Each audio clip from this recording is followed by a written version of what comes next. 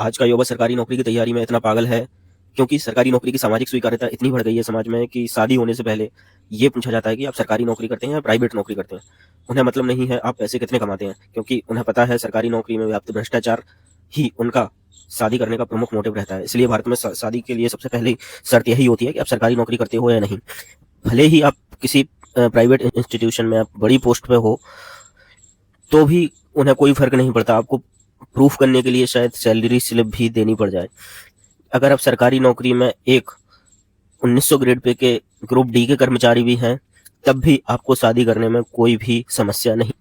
भारत में dowry system इतना सख्त हो चुका है कि ग्रामीण परिवेश में तो सरकारी नौकरी के हिसाब से दहेज भी लोग, दहेज का जो प्राइस होता है लोगों ने फिक्स कर रखा है कि अगर पटवारी है तो इसको 10 लाख देना है, कांस्टेबल है तो इसको 15 लाख देना है। ऐसे करके उन्होंने पहले से ही क्लासिफिकेशन कर रखा है।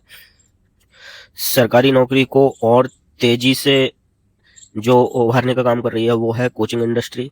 कोचिंग इंडस्ट्री लोगों को सो कॉल्ड मोटिवेशन दे दे उन्हें 5 से 10 साल तक इस इंडस्ट्री में उलझा के रखती है, और जब वो व्यक्ति कुछ नहीं कर पाता है तो अंततः वह डिप्रेशन में जाता है और उसके अंदर कोई स्किल भी कोई भी मौजूद नहीं होती है।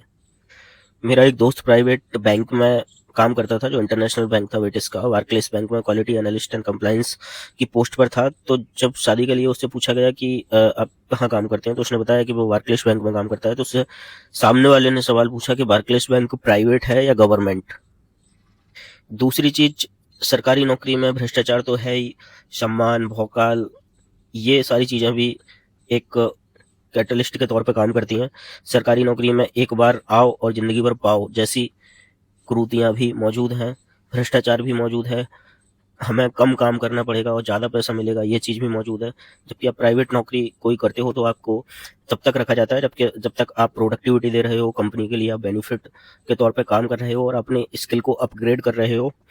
भारत का द्वितीय क्षेत्र का कमजोर रहने का एक बड़ा कारण ये भी है कि भारत का युवा केवल सरकारी नौकरी की तैयारी करने में व्यस्त है। जब सभी सरकारी नौकरी की तैयारी ही करेंगे तो फिर द्वितीय क्षेत्र में योगदान कौन देगा।